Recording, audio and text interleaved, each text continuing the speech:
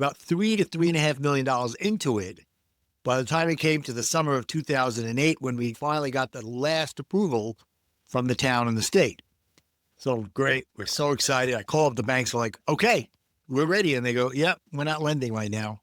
I'm like, what the hell are you talking about? I'm over $3 million into this. Well, things have slowed down. Little did I know what would happen in September, a month later of 2008. Bernie Madoff, subprime loans. The financial world fell apart like a house of cards. And me, I was the joker on the bottom of the deck. And to tell you the truth, I was not laughing. So here I am. It's the fall of 2008. I've lost everything. I'm broke. And I kind of went into a depression for about a year. During that time, stopped paying my mortgage, stopped paying my car payments. A couple of months later, my son at the time was about 18 years old. Turned to me and said, Dad, look outside. They were towing away our car, my BMW. I was repossessed. Sure. That's something that never happened to me before. Eventually, they foreclosed on the home. But because we lived in New Jersey and the country was really going through this crazy foreclosures, it took them a long time before they remembered about us and came back and said, oh, yeah, we're going to move forward on the foreclosure. But I went through this depression for a while. And when I finally started to come out the other side, I said, okay, what do I want to do now? But I am the world's biggest super fan. You're like a super fan. Welcome to the Business Superfans Podcast. We will discuss how establishing business superfans from customers, employees, and business partners can elevate your success exponentially. Learn why these advocates are a key factor to achieving excellence in the world of commerce. We discuss the invaluable insights of business owners who have successfully implemented the strategies in the book to build their own team of devoted superfans. Gain insightful knowledge from the experts who create applications that help you create passionate superfans. This is the Business Superfans Podcast with your host, Freddie D. Ready!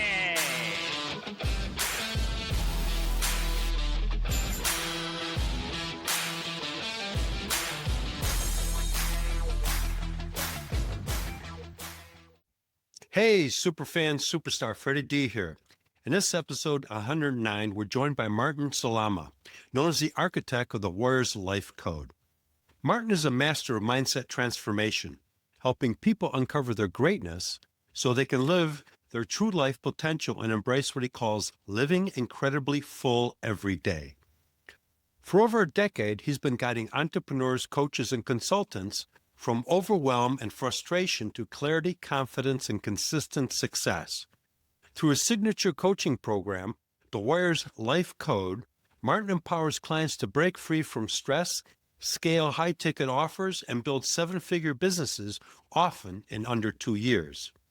His clients consistently report powerful shifts in direction, renewed focus, and a revitalized sense of purpose that gets them back on track to enjoy life again. Get ready for an inspiring and energetic conversation to help you move from chaos to clarity and start living incredibly full every day. Welcome, Martin, to the Business Superfans Podcast. Thank you so much. I'm excited to be here with you. You've got an interesting backstory. I read about it, but I figured I'd hear it from you and share it with our audience. You know, you went through some challenges, and they were pretty steep ones.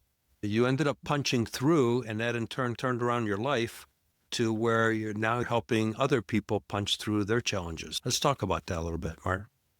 I love your analogy of punching through. In 2008, my wife and I were working on a project for about 5 years to build a multi-million-dollar health club and tennis center in New Jersey by the Jersey Shore. It took us 5 years because anybody that's in business, and especially in the real estate area of it, they got so many things you got to go through, so many hoops you got to jump through to make sure that everything's right. You've got to find the right land. Then you got to make sure that the feasibility makes sense. Is it worth doing it here? And then you have to go to the township and say, okay, this is what we're looking to do.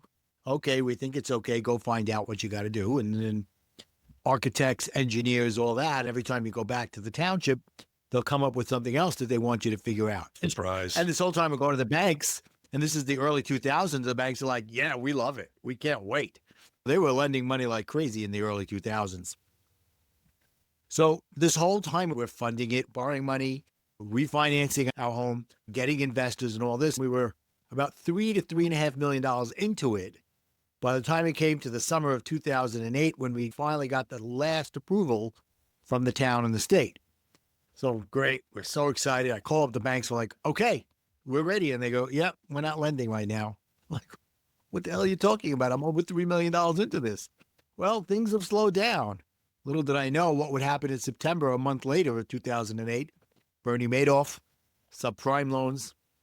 The financial world fell apart like a house of cards. Right. And me, I was the joker on the bottom of the deck. And to tell you the truth, I was not laughing. No, I went through a train wreck myself. I had investment property and I was selling construction management software to home builders. All of those were running away from the subdivisions that they were denying were theirs.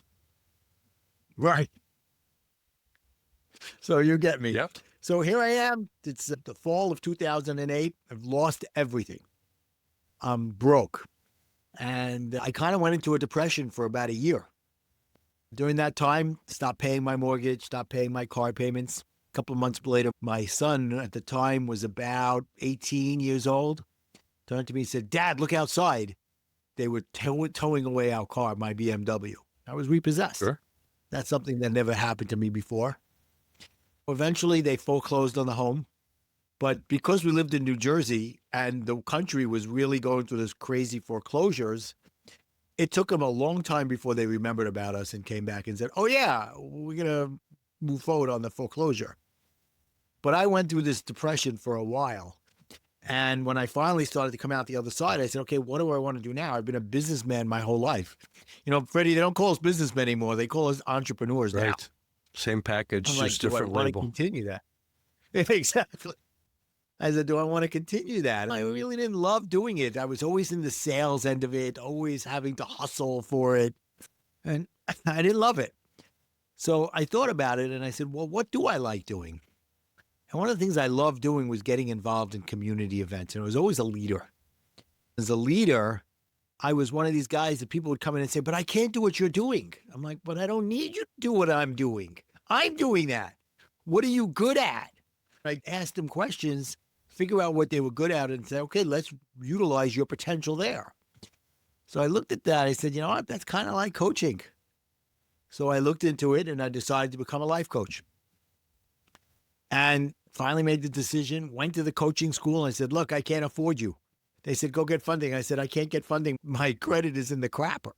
I said, let's come up with a number and I'll pay you every month. And they said, okay, but here's the deal. You don't get your certification until you finish paying. I was like, that's fair. You know, I don't want to take what I'm learning and then expect you to give me if I haven't finished. So we did that. I paid them pretty much almost at the end of the course, maybe a little after. We had a great relationship with them and moved forward. And about 2 months before I was about to start the coach training, it was my 24th wedding anniversary. And my wife gave me a very interesting gift that year. She said, I want a divorce. Like, oh, man. Just when I thought I was getting up again, I got knocked down again.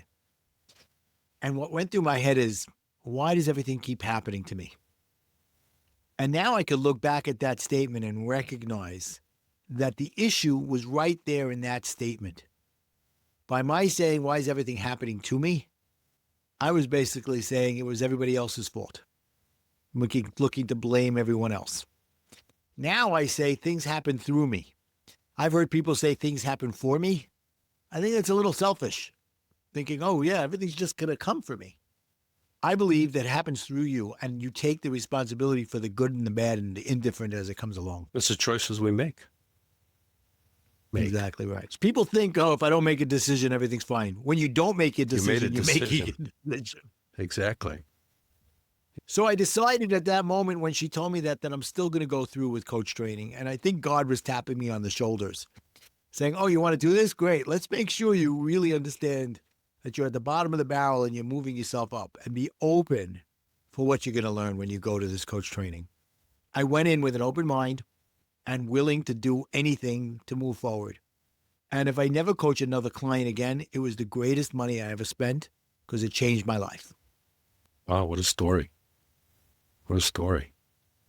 So tell us a little bit about what it is that you do now, life coaching. Let's explain that for our listeners. How does that affect not only individuals, but it affects business leaders and how they in turn interact with their teams and complementary businesses and all that stuff, because it all affects it.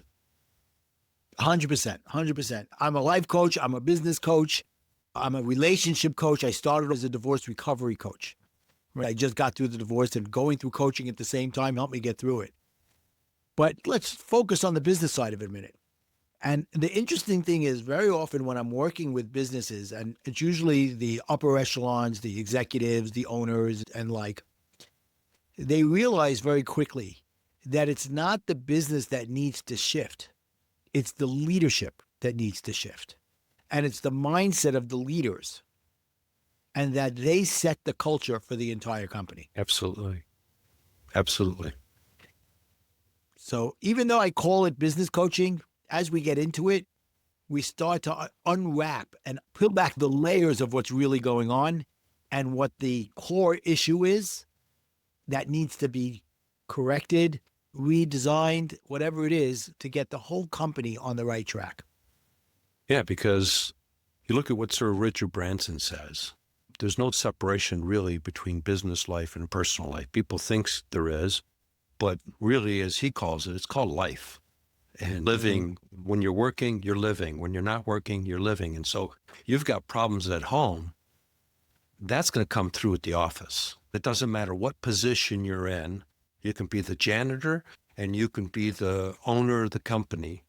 It's going to come across. And it's going to affect everybody in that company, because you're having a bad day or a bad week. It's just going to be a mess. Exactly right. Exactly right. And how you show up is how everybody's going to think that this is the culture of the organization. Yep. Especially when you're the top of the heap in a good way. Good way, bad way, you're at the top of the heap, you're the top. What happens there comes down and trickles down to everybody else. And we talk about life. And for me, the word life, I turned it into an acronym. After my divorce and going through coach training, I started to evolve. As I evolved, I realized that I needed to like myself if I was ever going to love myself and if everybody was going to love me. So I went through that whole evolution. And one day I was doing something, I got to tell you, Freddie, I'm ADHD. Getting me to sit down and look straight ahead for 10 minutes is impossible. To close my eyes for 10 minutes is like, what the heck? And I was even doing those guided meditations, right? So imagine a guy, ADHD, doing meditations, guided meditations. And one of these days I had this download of information. I loved my life. I loved the direction I was going in my life. And I wanted to show other people how to do that too. So after I finished meditating for 10 minutes, I wrote for about 2 hours. And out of it came the acronym that I created for the word life. And it's live incredibly full every day. I like that. And thank you so much. There's a huge difference. You could be happy without any meaning, and you could be doing meaningful things without being happy. Happiness to me is self-love, self-care, even selfish. Meaningful is where the selfless comes in. What are you doing for others? It could be, what are you doing for your company? What are you doing for your community? For the world, for whatever. What legacy could you be leaving? If you have both, then you live incredibly full every day. No, it makes complete sense. When you package it that way, it completely makes sense. And it's amazing how many people, we've all run across them, that are missing one or two or three components of that acronym. Right. Oh, yeah, 100%. If you go into every day open with that mindset and say to yourself, I'm going to live incredibly full every day. You're opening yourself up for the world to show you opportunities. If you wake up and you're depressed and saying, I got to go to work and I've got all these things I got to get done, but I got to meet with my managers and put up with their complaining, they're going to feel that energy and they're going to get right back to you. Yeah. But if you wake up in the morning and you go, I'm so excited to get out of bed. I am so appreciative for everything I have in my life, because you know what? Tomorrow it could be gone. Yep. And even if it's gone, I appreciate where I am then too, because I know where I've been and where I can get back to. And you walk out. For me, I take a moleskin notebook, a nice quality notebook, and I write 3 things every day that I'm grateful for. It could be even the most innocuous thing. I have a great cup of coffee today. Doesn't matter. Write 3 things you're grateful for. And if you do it on a daily basis, the appreciation will start showing up easily, and you won't see the complaining and the blaming. Now you go in and you go tell you have this mindset attitude of everything's great. All the opportunities are coming. I appreciate everybody around me. And I get to work with these people. Now it's a cooperative. Yep. Yeah. Things start to go in the right Because direction. now you're starting to get everybody into what I would say, my example is racing rowboat. If you think of a racing rowboat, you've got 8 people in it. Everybody's got a single oar. And so everybody's got to be in line, and you got to get everybody in synchronization with the mission, with the direction. Otherwise, you ain't going no place. You're not even going in a circle. And so, If you only got one oar, you're going in circles, man. yeah, Come on. people going in zero synchronization. The boat's going like this at best. Exactly right. But Exactly what right. you're- That's where you show the difference between a leader and a boss or a manager. Right. Right? If you're able to walk in and say, I value you, I value all of you, and I value what you bring to the company. I think of a guy like Robert Kiyosaki, Rich Dad, Poor Dad. And I heard him say one day, I was actually in Arizona when he said this, I want to be the dumbest guy in my own business. I want to surround myself by people who are smarter in their area of expertise to tell me what I should be doing. Will I listen? Maybe, maybe not. But I'm going to be open to what they say and understand it before I make my decisions. Yeah, no, it's a very valid aspect because at the end of the day, the other way around is you've got someone that thinks that they know it all, and then they start directing everybody, and everybody now is reactionary. Nobody's going proactive anymore because they're afraid of getting called out for stepping out of line. And that transcends to everybody else in the company. They're talking to a supplier, they're talking to a prospective customer, an existing customer. You can't hide it. The tonality is going to come across, the energy, even if you're on the phone. And I tell people, even in emails, the choice of words you pick will not be the best choice of words. Right. Reactionary. Right. So one of my quotes in the book that I wrote called Creating Business Superfans is people will crawl through broken glass for appreciation and recognition. And that's what you just said right off the bat. Exactly right. It's funny what you said just now about emails. It made me think of my daughter 20 years ago. She's 37 now, so she was a teenager. It was a time when text messaging was starting. And I tried to explain to her that you have to be careful what you write in your text because the person reading it on the other side is not reading it the same way you're writing it. They may take what you wrote as confrontational when you didn't mean it that way. Yep. We've all experienced that multiple times. And the Right. reality, an individual's perception is their own reality, right or wrong. Right. And you're not going to talk them out of it because they've got to talk themselves out of it because that's their perception. Exactly right. That text message comes across. They perceive it that way. That's how they're going to take it. Right. Exactly. I have a cousin who's 20 years older than me. She's in her late 70s, early 80s. And when she writes a text message, it's all in capital letters. And I'm like, you're screaming. She goes, no, I can't read it otherwise. Right. You look at it as screaming, and most people do. Makes sense. So share a story of how you transformed somebody that was going through some challenges, whether it was a business guy, an individual, or fundamentals are fundamentals as far as I'm concerned. And that person became a super fan of you and introduced you to the people that were needing some of the assistance that you provide. Absolutely. As a matter of fact, would it be okay if I read a testimonial from somebody? Absolutely. Great. So this is from Josh. When I started working with Martin, I was ready to give up all hope of living a happy life. I thought this was my last shot, and if this didn't work, I would give up and become a tool for other people's happiness. I didn't understand that I had internal limiting beliefs and rational lies that were keeping me tied to my old way of thinking. Now, it's interesting that he used the word rational lies, because I take the word rationalize and break it down into two words: rational lies. We tell ourselves when we're rationalizing that it's okay to do something. But what we're really doing is giving ourselves permission to lie to ourselves. I've never heard of it that way. Right. I have to. So he put that into the testimonial. Since I started working with Martin, I've gained positive clarity on life. I've accepted my own power and choice. I have taken responsibility for my choices and let go of those choices that were not mine. I've decided to live in abundance and gratitude. Because of these changes Martin taught me, I'm happier, I have better relationships, and have more clients because I'm being my real positive self. Looking back, all I wanted was hope that I could start to heal. Needless to say, I have that now. Wow, what a testimonial.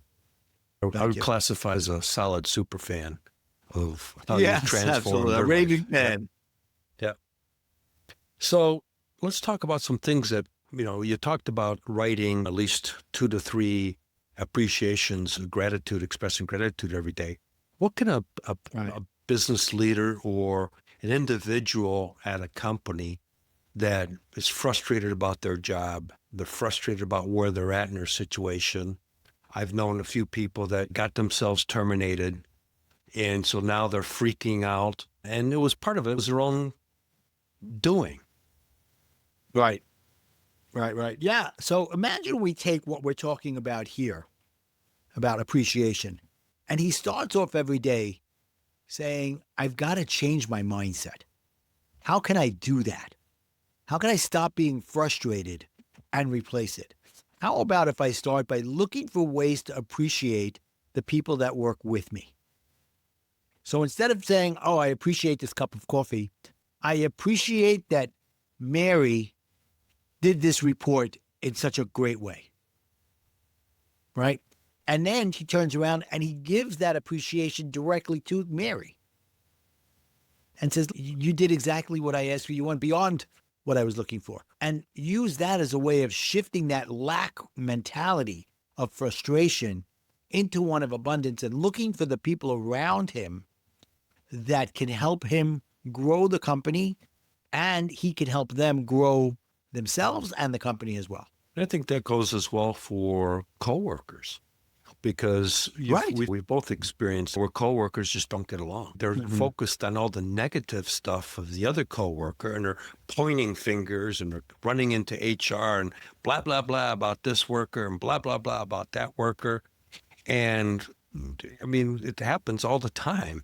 And let's be honest, at the end of the day, HR is not out for either one of those people. They're out for the company. Exactly. But the reality is those people really should take time to stop looking at the negatives, look at the positives, and then walk up to that person and put your personal self aside and then just express some gratitude for what they bring to the table. Change the that will change the dynamics. It'll lower the temperature. And these people just have misperceptions of their coworkers. And like I said earlier, an individual's perception is their own reality. And they need to have that conversation with one another. And amazing things happen. Exactly right. They have assumptions and expectations. Yep. I've found that expectations are nothing more than disappointments waiting to happen. Because if you have an expectation, 99% of the time you haven't communicated it correctly to the person that you have the expectation with. So they're doomed to fail. Right. So instead, if you go to them and say, I want to work this out. I want this to work. Let's find ways to communicate so that we both come in with an appreciative side. Saying, you know what? I understand what you do is very important and very necessary. The problem is I might not understand how you do it or why you do it. And if I did, it will give me an opening to understand how I can help you, and maybe you can help me. Right. Because I've seen, and I've experienced this, I'm bringing this up, where people were pointing fingers at each other. They're the ones making all the mistakes. Well, I'm the one saving it, everything else. And the other one says, no, they're making all the mistakes and I'm saving everybody else. And instead, time out. Let's turn the page, start with a clean sheet of paper and let's look at all the positives each one brings and start emphasizing on that. Right. Exactly. Look for the appreciation. Look for a reason why they're in the company. They can't be all bad. Right. If they are, you should be getting rid of them. But the only way to know that is to understand where they're coming from and then say, why are they all bad? Without having a conversation, you're going to get nowhere anyway. Right. So what do you lose by sitting down and saying, you know what? Let's put our feelings aside and let's not attack each other. Let's address the things that are bothering us about each other's jobs, what they do. Right. And how can we figure that out? And you said a key thing there. It's not the person. You got to take the person out of the It's not- equation. I like that. If you do that, they no longer feel like they're being attacked. Right. Right. Because that's what's happening. You can tell body language and when you got two coworkers that aren't getting along, that affects the entire company and it affects the culture. Everybody's kind of upset. And if it prolongs, it really becomes poisonous. Yep. It's like putting a drop of poison in a pool of water. One drop isn't going to make a difference. But every time you do something, you're putting another drop into that pool of water. Eventually, it's going to be more poison than water. Right. If you can understand that your contribution to the pool could be positive or negative, and if you always come up with appreciation and opportunity, you will bring it out for everybody else. They won't do what you say until they see that you're doing it yourself. Right. Instead of putting poison in, you're putting oxygen. Exactly. That's how I look at it. So let's talk a little bit more here about how do you work with leaders? Okay. I think a big part of it has to start with understanding what the leader's mindset is going in. So if I find that someone has a reactive type of personality, where everything that's coming their way, they're going to react to, which is who I was. What I learned about myself going through my divorce was that those were my default tendencies. I had to be willing to say, just because they're my default tendencies doesn't mean they can't change. I had to learn how to respond instead of react and understand that every conversation I was having with anybody was a confrontation. And I was going in on the defensive, taking everything personally and being ready.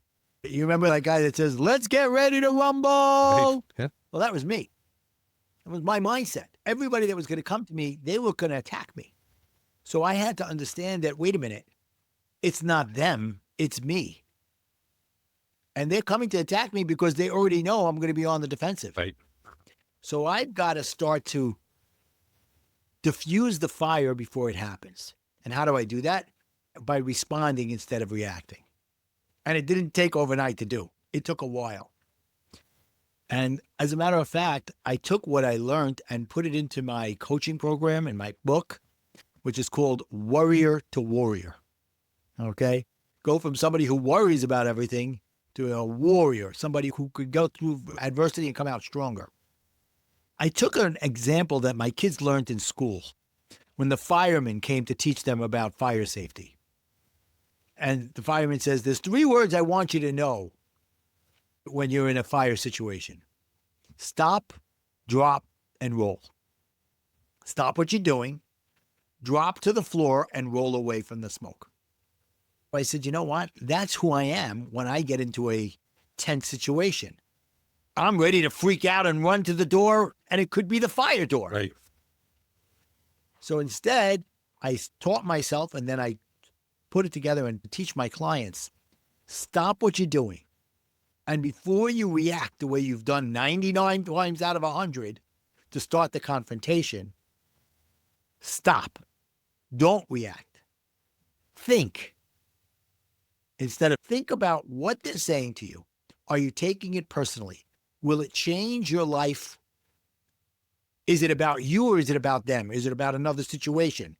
And that you're just assuming it's about you. And then respond. And the think part could be easy as saying, you know what, I need to think about that a minute. Now you're letting them know that what they're saying has value and you're not just attacking it on surface value. Right. And then when you come back and respond, now you're saying, okay, I get it. Most people will realize the day after that they screwed up and that they reacted. Yep. Sent that said, email, okay. sent that text message, and then you go, oh, rats. What the heck did I do?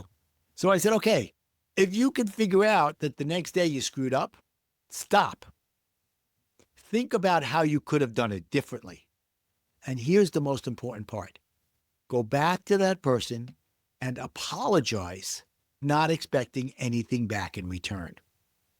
With a true apology of, let's figure this out now. Very important advice because we've all done it. We've all done it. That's good advice because it's the same thing in sales. I teach people before you start chasing that prospect, if you're chasing, what are they doing? They're running.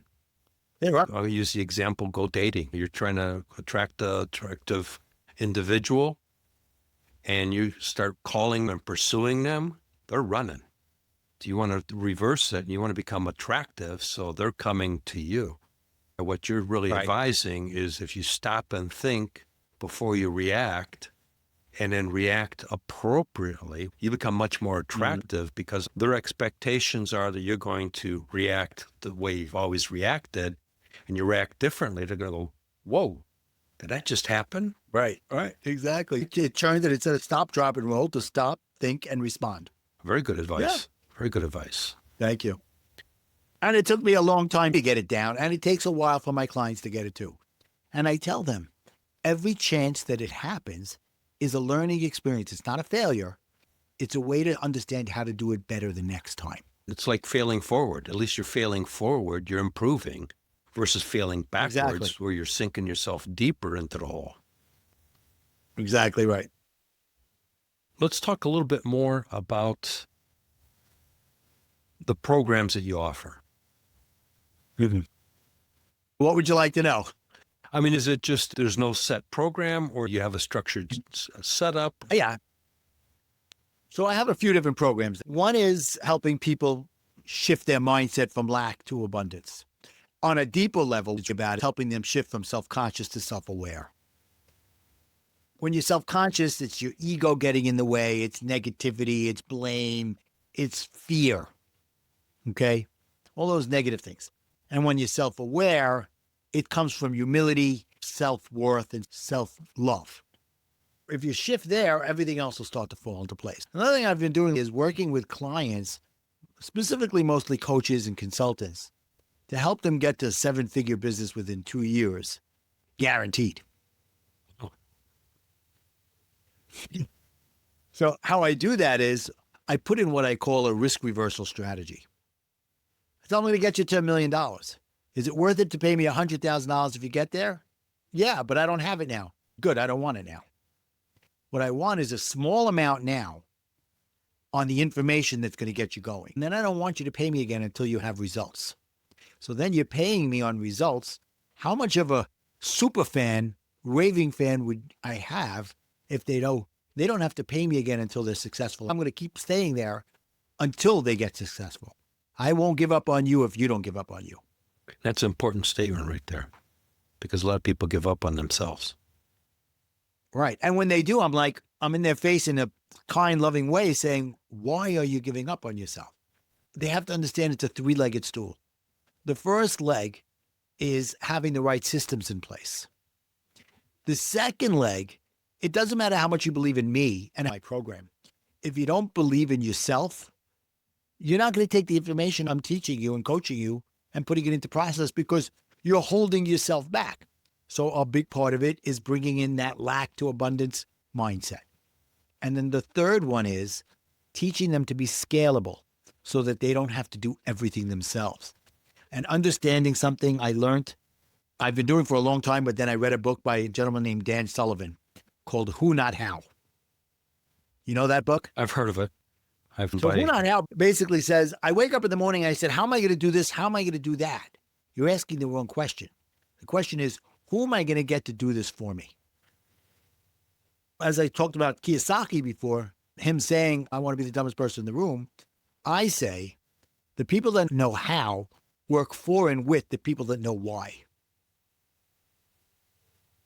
So it's the same thing. You want to surround yourself with the people that know how to do the things you need them to do, and they're happy to do it. Right. Because that's their expertise. That's their zone of genius. And you stay in your zone of genius. No, well said, because you're maximizing time, because that's the most expensive Exactly. commodity in the world. You can be a multi-trillionaire and you can't buy more of it and you can't buy it back. That's right. So that's the other program I have going on right now, is helping people get there. And they don't pay me the next level until they're getting a 2-to-1 return on their investment. Then they don't pay me again until they're getting a 5-to-1 return on their investment. The final payment comes when they get to 10-to-1. And they make $1 million, so they're very happy to finish paying me the $100,000. Yeah, I'd pay $100,000 and get $1 Because- million all day long. Exactly. And they don't keep paying me when they pass $1 million.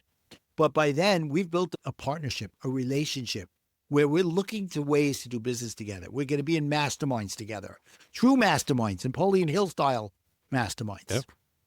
Growing ourselves, growing our businesses, and helping others grow theirs as well. Great. Yeah, read a few Napoleon Hill stuff. Some of the old guys, but they're the solid guys. Yep. Outwitting the Devil. Love that one. Martin, it's been a great conversation, and I can't believe how fast the time has flown by. But how can people find you? I've made it very simple, Freddie. Connectwithmartin.com. It's that simple. You go there, you can find out some free gifts I've got. You can download them for free. You can buy my book. You can set up an appointment to talk to me and see how we can work together. Excellent. We'll make sure that's in the show notes for our listeners. And great conversation. And definitely would like to continue the conversation down the road and have you on the show again. Oh, thank you so much. It would be my pleasure. I've enjoyed every moment with you. Thank you. Hey, business superfan, superstar, Freddie D here. Before we wrap, here's your 3 playbook power move to attract ideal clients, turn them into advocates, and accelerate your business success. So here's the top insight from today's episode. Your business breakthrough starts the moment you stop reacting to everything and start responding with clarity, ownership, and purpose. So here's your business growth action step. Today, write down one moment where you typically react in frustration and replace it with a simple stop, think, respond strategy to shift energy and strengthen your leadership presence. If today's conversation sparked an idea for you, or you know of a fellow business leader who could benefit, share it with them. Support the show with a donation and grab the full notes in the show and grab the full breakdown in the show notes. Let's accelerate together and start creating business superfans who champion your brand. We hope you took away some useful knowledge from today's episode of the Business Superfans podcast. The path to success relies on taking action. So go over to businesssuperfans.com and get your hands on the book if you haven't already. Join the Accelerator community and take that first step in generating a team of passionate supporters for your business. Join us on the next episode as we continue guiding you on your journey to achieve flourishing success in business.